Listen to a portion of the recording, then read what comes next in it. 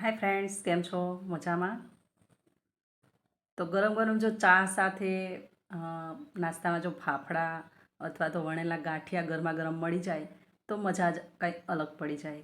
તો આજે આપણે ચા સાથે એકદમ સરસ વણેલા ગાંઠિયા બનાવીશું અને બધી જ ટિપ્સ સાથે તમને હું રેસીપી આપવાની છું. તો વિડીયો અંત સુધી જોજો, જેથી કરીને જો તમે પહેલી વાર બનાવતા હોય તો પરફેક્ટ એવા તમારા વણેલા ગાંઠિયા બને. તો ચાલો સ્ટાર્ટ કરીએ. તો અહીંયા આ 2 કપ બેસન લીધેલો છે, જે ગાંઠિયાનો પેકેટની અંદર જે લોટ મળે છે લોટ લીધેલો છે. અને 1 ચમચી આપણે અજમો અને નમક મિક્સ કરેલું છે અને એડ કરેલું છે. ત્યાર પછી અડધો કપ આપણે પાણી લઈશું ને પાણીની અંદર 3 ચમચી તેલ એડ કરી દઈશું. 3 ચમચી તેલ અને અડધી ચમચી આપણે જે મીઠા સોડા આવે છે ગાંઠિયાના એ એડ કરી દઈશું. અને થોડો મોટો કપ લઈ લઈશું આ બધું મિક્સ કરવા માટે. અને એમાં સરસ સારી રીતે આપણે આ બધું મિક્સ કરવાનું છે. તો એકદમ ફેટી લેવાનું છે અને થોડું વ્હાઈટ એવું આ બેટર બની જાય ત્યાં સુધી આપણે મિક્સ કરવાનું છે. ત્યાર પછી આ લોટની અંદર આપણે એડ કરી દઈશું. સરસ એવા વણેલા ગાંઠિયા બને છે. અને જો પહેલી વાર બનાવતા હોય તો એકદમ માપતાલ સાથે બધી ટિપ્સ યાદ રાખી અને જો બનાવશો તો પહેલી જ વારમાં તમારા પણ વણેલા ગાંઠિયા એકદમ પરફેક્ટ બની જશે. હવે આને છે ને આ રીતે એકદમ સરસ ફેટાઈ જાય ત્યાર પછી આની અંદર આપણે એડ કરી દઈશું. તો આ જ 2 કપ ભરીને મેં બેસન લીધેલો છે અને અડધો કપ આમાં પાણી એડ કર્યું છે. તમે અડધાથી પણ ઓછું પાણી રાખજો, કારણ કે આ જે લોટ છે એ એકદમ આપણે કઠણ બાંધવાનો છે. તો પહેલાં અજમો અને નમક બરાબર મિક્સ કરી દઈશું ને ત્યાર પછી આપણે જે આ લિક્વિડી જે પાણી બનાવેલું છે ઓઇલ અને સોડા એડ કરીને એ થોડું થોડું એડ કરતા જઈશું અને આ લોટ કઠણ એવો આપણે બાંધી લઈશું.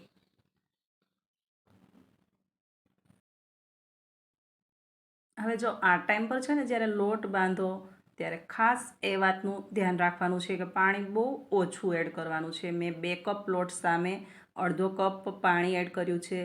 એનાથી પણ ઓછું જોઈ શકાય. તો એ પ્રમાણે તમારે પાણી થોડું થોડું જ એડ કરવાનું છે અને લોટને એકદમ કઠણ બાંધવાનો છે ને ત્યાર પછી આને આપણે રેસ્ટ પણ આપીશું. તો એટલા માટે લોટને કઠણ બાંધવાનો છે. જરા પણ પાણી જો વધારે પડી ગયું, હવે આ તો પાણી આપણે બધું જ એડ કરી દીધું છે, પણ તમારાથી થોડું પણ પાણી જો વધારે એડ થઈ ગયું તો ગડબડ બધી અહીંયા જ થઈ જશે.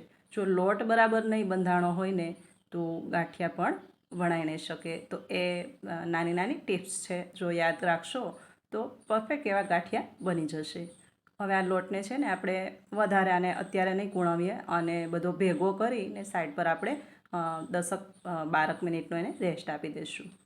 અને જો તમારી પાસે ટાઈમ હોય તો 1 કલાક પણ આને રેસ્ટ આપી શકો. એકદમ સરસ જો વધારે રેસ્ટ આપશો ને તો સરસ એવા ગાંઠિયા બનશે. હવે આ રીતે મેં આને 10થી 15 મિનિટનો રેસ્ટ આપેલો છે ને ત્યાર પછી આ રીતે આપણે પાછો કૂણવી લેવાનો છે. તો કઈ રીતે કૂણવવાનો છે? જો બંને હથેળીથી આપણે જેટલું પણ આપણું બળ છે એટલું પ્રેશર આપવાનું છે હાથ પર અને એકદમ સરસ કલર ચેન્જ થાય ને એકદમ મુલાયમ થઈ જાય ત્યાં સુધી આપણે આને મસળી લેવાનો છે. તો બસ આ જ નાની નાની ટિપ્સ છે, જો યાદ રાખશો તો સરસ એવા ગાંઠિયા બનીને તૈયાર થશે. મતલબ જો પહેલી વાર બનાવતા હોય તો થોડું આમ તેમ થશે, પણ જો 2-3 વાર તમે બનાવી લીધા તો પરફેક્ટ એવા ગાંઠિયા બનાવતા થઈ જશો. તો આ બધી ટિપ્સ યાદ રાખશો તો જરૂરથી સરસ એવા ગાંઠિયા બની જશે. હવે તમારી પાસે કોઈ પાટલો હોય તો એ રીતે, અથવા તો આ રીતે મેં ચોપિંગ બોર્ડ લીધેલું છે. હાથમાં થોડો એવો લુવો લઈ અને ટચલી આંગળીની નીચેની જે 1 ઇંચ જગ્યા હોય છે ત્યાંથી આપણે આ ગાંઠિયાને પાડવાના છે. આગળ હું બતાવીશ કે કઈ રીતે પાડવાના. તો આ રીતે આપણે આ બધા ગાંઠિયાને વણી લઈશું. મતલબ થોડા વણીશું જેટલા આપણી તવીની અંદર આવી શકે એટલા આપણે વણી લઈશું અને ત્યાર પછી તવીમાં એડ કરી દઈશું ને પાછો જે ટાઈમ તમારી પાસે જ્યાં સુધી ગાંઠિયા તળાતા હોય ત્યાં સુધીના ટાઈમમાં પાછા આપણે બીજા વણી લઈશું. તો પહેલાં આપણે થોડા એવા ગાંઠિયા વણી લઈશું અને તેલનું ટેમ્પરેચર એકદમ નોર્મલ રાખવાનું છે. નોર્મલ ટેમ્પરેચર તમે જોઈ શકો છો. આ ટેમ્પરેચરની અંદર તમારે આ ગાંઠિયો એડ કરવાનો છે. એકદમ ધીમે રહીને ઉપર આવે છે અને એકદમ સરસ ફૂલી જાય છે. જો લોટ બરાબર બંધાણો હશે અને માપતાલ સાથે તેલનું મોણ અને જે સોડા આવે છે એડ કર્યો છે તો તમારો ગાંઠિયો પણ આ રીતે જ ફૂલી જશે અને અંદરથી એકદમ જ ફાટી જશે. બસ એ જ છે આ ગાંઠિયાની ખાસિયત કે ગાંઠિયો ફૂલવો જોઈએ અને ઉપરથી થોડું દરાર આવવી જોઈએ, મતલબ ફાટવો જોઈએ, તો એકદમ પરફેક્ટ તમે આ લોટ બાંધેલો છે એવું ગણાય. તો એ રીતે માપતાલ સાથે જો બનાવશો તો તમારે પણ આ જ રીતના ગાંઠિયા બની જશે. જોઈ શકો છો આ રીતે ધીમી ગતિએ આ ગાંઠિયો તળાય છે અને તૈયાર છે ઓલમોસ્ટ આપણા પહેલાં જે બનાવ્યા એ ગાંઠિયા. હવે આપણે બીજા પણ એ રીતે હાથથી વણી લઈશું. જો આ ભાગથી તમારે આ ગાંઠિયાને પ્રેસ આપી અને વણવાનો છે.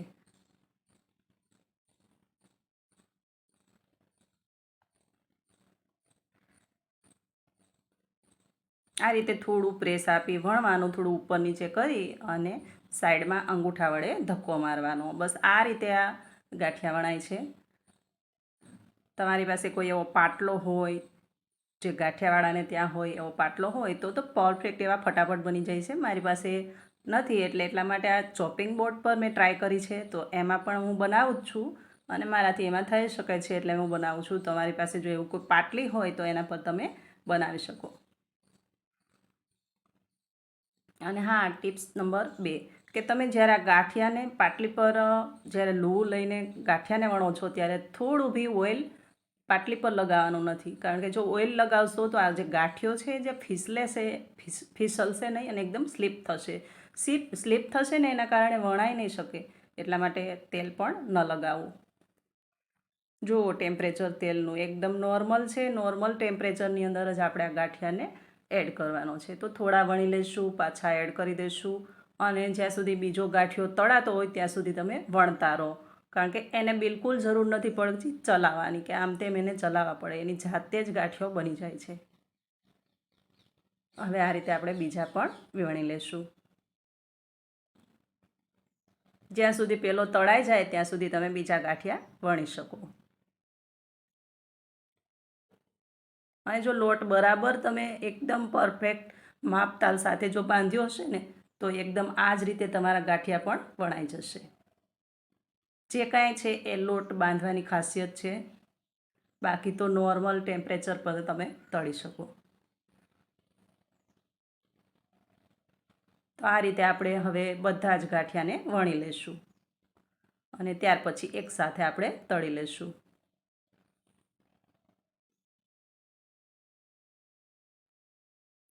મોસ્ટ ઓફ શું હોય છે કે વણેલા ગાંઠિયા આ રીતના અને જે ફાફડા ગાંઠિયા હાથથી જે વણીને બનાવવામાં આવે છે, બે વસ્તુ આપણે ઘરમાં ઓછી બનાવતા હોઈએ છીએ, કારણ કે થોડો ડર હોય છે કે પહેલી વાર બનાવતા હોય અને ડર હોય કે ના બનશે કે નહીં બને. તો જરૂરથી ટ્રાય કરજો. જો આ રીતે 1 થી 2 વખત બનાવશો તો જરૂરથી બની જશે. અને જ્યારે પણ ગરમા ગરમ ખાવાનું મન થાય, વરસાદનું મોસમ હોય, ઠંડુ ઠંડુ મોસમ હોય અને ગાંઠિયા તો કોને ન ભાવે, જો ગરમ ગરમ ખાવાનું મન થાય ને તો એકદમ ફટાફટ બની જાય છે અને સરસ એવા બનીને તૈયાર થાય છે. તો આપણે આ રીતે વણી લઈશું. હવે આટલા ગાંઠિયા તમે વણી લીધા ને ત્યાં સુધીમાં તમે જે તવીમાં જે એડ કર્યા હતા એ ગાંઠિયા બધા તૈયાર છે, કારણ કે એને થોડું ઘણું તમારે પલટાવવાનું હોય છે, બાકી તો આપમેળે જ પલટતા હોય છે. કારણ કે જો તમે સોડા બરાબર એડ કર્યો છે, લોટ પણ બરાબર એકદમ હળવો ફ્લફી લોટ હશે ને તો આ રીતે ફૂલીને ઉપર આવશે ને એની જાતે જ ગોથા ખાતા રહેશે. પછી તમારે માત્ર કાઢવાના જ રહેશે. જો બની ગયા છે આપણા બીજા પણ ગાંઠિયા. એવી જ રીતે આપણે પાછા પણ થોડા પાડી લઈશું, હાથથી વણી લઈશું અને હવે આ બધા જ ગાંઠિયા એકસાથે પાડી લઈશું ને એકસાથે જેટલા તવીમાં આવે ને એટલા બધા જ આપણે એડ કરી દઈશું. તો જો તમને એવું લાગે કે થોડું લોટ બાંધવામાં માપતાલનું આ તે છે તો કેવી રીતે યાદ રાખવું, પહેલી વાર બનાવો છો તો તમે છે ને ભાખરીનો જે લોટ હોય ને એને બરાબર મસળી કૂણવી, ભાખરી તો રોજ બનતી જ હોય છે, તો એમાંથી થોડો એવો લોટ રહેવા દેજો તમારી પ્રેક્ટિસ માટે. અને રોજે જો તમે એની થોડી ઘણી આ રીતે વણવાની પ્રેક્ટિસ કરી લીધી ને તો એકદમ પરફેક્ટ એવી વણવાની પ્રેક્ટિસ થઈ જશે. પછી રહી લોટની વાત, તો એ તો માપતાલ તમે આ રીતે તમે બનાવી અને લોટ બાંધી શકો. તો એ રીતે તમે પ્રેક્ટિસ પણ કરી શકો અને સરસ એવા ગાંઠિયા વણી પણ શકો. અને ગરમા ગરમ ઘરે તૈયાર થઈ જાય છે ને એકદમ ફ્રેશ હોય છે, કારણ કે આપણે ઘરે બનાવીએ છીએ અને હા, ગાંઠિયાનો જે લોટ આવે છે એમાં તો તમારે સોડા કે કંઈ એડ પણ નથી કરવું પડતું. પરફેક્ટ એવું બધું મેળવેલું હોય છે. ખાલી તેલનું થોડું મોણ જ એડ કરવાનું હોય છે અને આ લોટ બાંધવાનો હોય છે. તો એ લોટથી પણ તમે એ રીતે ગાંઠિયા બનાવી શકો. તો હવે આ બધા જ ગાંઠિયા હું આ તવીની અંદર જેટલા પણ છે આપણા એ એડ કરી દઈશ અને આને આમ જ થવા દઈશું. થોડી જ વારમાં આપણો ગાંઠિયો એકદમ સરસ તૈયાર થઈ જશે. હા, ટેમ્પરેચરનું ખાસ ધ્યાન રાખજો. જો તેલનું ટેમ્પરેચર થોડું પણ હાઈ હશે તો આ રીતના ગાંઠિયા બિલકુલ નહીં બને. જેવી જ રીતે લોટ બાંધવામાં ધ્યાન રાખવાનું છે એવું જ તેલનું ટેમ્પરેચર પણ તમારે ખ્યાલ રાખવાનું છે. ને થોડા એવા મરચાં પણ આપણે સાથે તળી લઈશું, કારણ કે ગાંઠિયા હોય ને મરચાં ના હોય એવું તો ના બને. આની સાથે પપૈયાનો સંભારો પણ ખાવાની ખૂબ જ મજા આવે છે. તો પપૈયાના સાથે સંભારા સાથે પણ તમે સર્વ કરી શકો, અથવા તો મરચાં જે લાલ મરચાંની જે ચટણી આવે છે, જે એકદમ સરસ કાલાવડ, ગુજરાતની અંદર જે કાલાવડ છે ત્યાંની ફેમસ એવી લાલ મરચાંની ચટણી છે, એ આ ગાંઠિયા સાથે ખાવામાં આવે છે. તો ઓલમોસ્ટ તૈયાર છે આપણા વણેલા ગાંઠિયા. અને કેવી લાગી છે તમને આ રેસીપી? જો ગમી જ હોય ને ફ્રેન્ડ્સ, તો શેર કરી દેજો. અને જો ચેનલ પર નવા હોય તો મારી ચેનલને સબસ્ક્રાઈબ પણ કરી દેજો. તો પાછા મળીશું નવી રેસીપી સાથે. ત્યાં સુધી આવજો. Thank you for watching.